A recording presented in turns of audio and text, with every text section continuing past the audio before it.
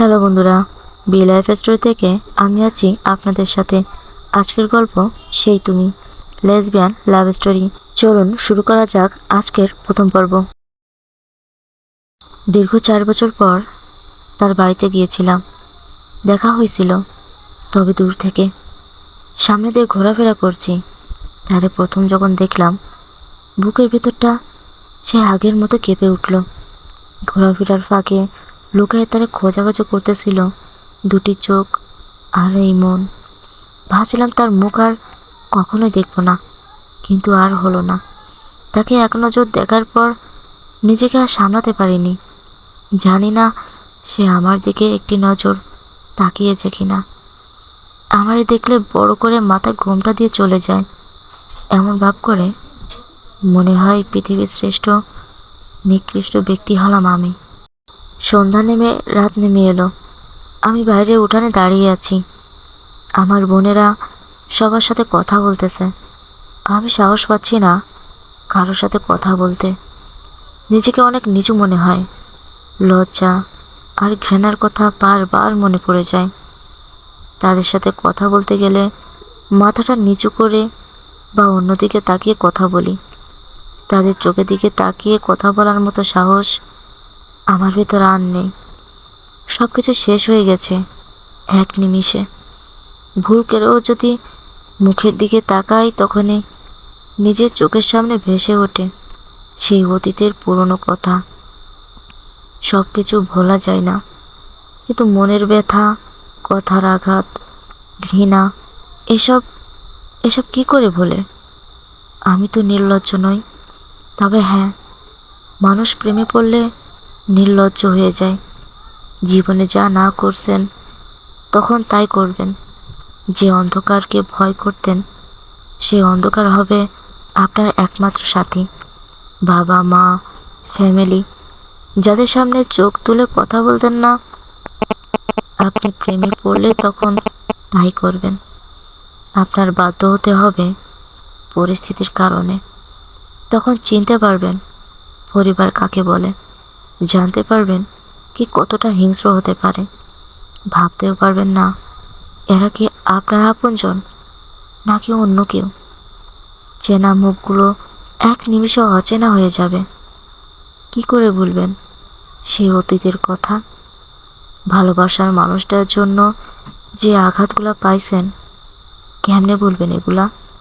প্রিয় মানুষের মিথ্যা প্রতিশ্রুতি, ছলনাময়ী ভালোবাসা, পরিবারের কটু কথা, ঘৃণা, রাগ, মানসিক চাপ, এসব কি করে ভুলে থাকা যায়? মাঝে মাঝে রাগেতে মনে হয় তাকে যদি সামনে পাই তাহলে ইচ্ছা মতো পিটাবো, না হয় খুন করে ফেলবো। কেন সে আমার জীবনটাকে নরক করে ফেলে গেল? কেন আমারে পাগল বানায় একা করে চলে গেল? কেন আমার এই মিথ্যা প্রতিশ্রুতি দিয়ে মনটারে এভাবে ভেঙে চুরে খান খান করে গেল? কেন আমার এই মৃত্যুর যন্ত্রণা ভোগ করালো? হাজার হাজার প্রশ্ন মনে পুষতে লাগলাম। 3টা বছর পর যখন তার সাথে ফোনে কথা বললাম, তার কণ্ঠ শুনে আমার গলা দিয়ে আওয়াজ বের হচ্ছিল না। মনে হচ্ছিল কেউ একটা আমার গলাটা চেপে ধরছে। বুক ফাটা কান্না নীরবে অশ্রু হয়ে ঝরে পড়ল। এক হাতে ফোন ধরে আর এক হাত দিয়ে চোখের পানি মোছাটা স্বাভাবিক নয়। মুহূর্তের ভেতর নিজেকে সামনে নিলাম। তার সাথে স্বাভাবিকভাবে কথা বলার চেষ্টা করলাম। তবুও কেন জানি আর অভিনয়টা করতে পারলাম না। কেমন জানি কান্নাই থেমে না।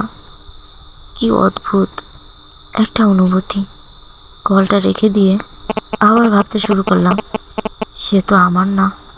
আমার যদি হতো তাহলে ফেলে চলে যেত না। অন্তত একটা বার খবর নিত বেঁচে আছি নাকি মরে গেছি। চলে গেছে ঠিকই, অন্য কারো হয়ে গেছে, ঠিক আছে। একটা বার কি তার বুক কাঁপেনি আমার কথা ভেবে?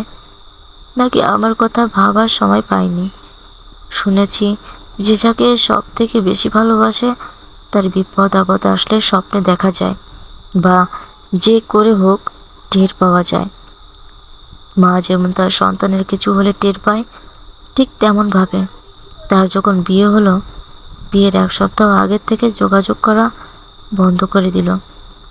একটাবার আমাকে জানানোর চেষ্টা করেনি তাকে পাত্রপক্ষ দেখতে আসবে। সে জানে তাকে আমি পাগলের মতো ভালোবাসি। তার কিছু হলে দূর থেকে ছটফট করি, তাকে যেন চোখে হারাই। ভালোবাসা যদি ইবাদত হতো, হয়তো পৃথিবীর শ্রেষ্ঠ ইবাদতটা আমি করতাম।